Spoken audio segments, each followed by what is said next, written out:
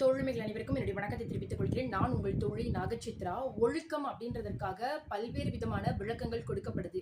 அதாவது ஒழுக்கம் தான் ஒருவருடைய வாழ்க்கையை அவங்களை உயர்த்துறது மட்டுமல்லாமல் அவங்களுடைய ஒட்டுமொத்த பரம்பரைக்குமான ஒரு அடையாளமாகவும் சொல்லப்படுது.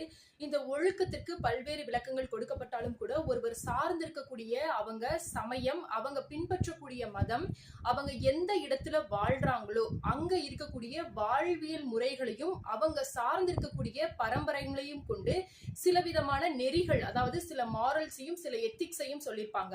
சோ அந்த விஷயங்களை அவங்க அதற்கு மீறி நடக்கிறாங்களோ இல்ல அதற்கு எதிராக நடந்தாங்க அப்படின்னா அவங்க ஒழுக்கக்கேடு உள்ளவர்களா அப்படின்ற மாதிரியான விஷயங்களா சொல்லப்படுது. ஆனா உண்மையில ஒழுக்கம்னா என்ன அப்படின்றத எழுத்து சித்தர் பாலகுமரன் அவர்கள் என்ன சொல்றாங்க அப்படின்னு பாத்துட்டீங்கன்னா, அதாவது நெல் முனை அளவேனும் ஒருவருக்கு தொந்தரவு கொடுக்காமல் வாழக்கூடிய வாழ்வே ஒழுக்க நெறி நிறைந்த வாழ்வு அப்படின்னு சொல்றாரு. சோ நம்முடைய வாழ்க்கையில நமக்கு சமூகத்துல சொல்லப்பட்டிருக்க அந்த எத்திக்ஸ் அண்ட் மாரல்ஸ், அந்த ஒழுக்க நெறிகளை நம்ம ஃபாலோ பண்ணி வாழ்றது மட்டும் சரியான ஒழுக்கம் உள்ள வாழ்க்கையை நம்ம வாழ்றதா எடுத்துக்கொள்ள முடியாது.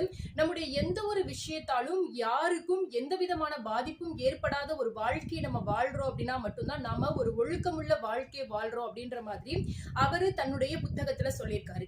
சோ இந்த ஒரு வீடியோ உங்களுக்கு யூஸ்ஃபுல்லா இருந்தது அப்படின்னா உங்க ஃப்ரெண்ட்ஸ் அண்ட் ஃபேமிலிஸ்க்கும் ஷேர் பண்ணுங்க. மறக்காம சேனலை சப்ஸ்கிரைப் பண்ணுங்க. இது போல நிறைய பதிவுகளுக்கு கமெண்ட்ல சொல்ல மறக்காதீங்க. இந்த வீடியோ உங்களுக்கு யூஸ்ஃபுல்லா இருந்ததுன்னா லைக் பண்ணுங்க. அப்பதான் இந்த வீடியோஸ் நிறைய பேருக்கு சஜஷன்ல போகும். நன்றி.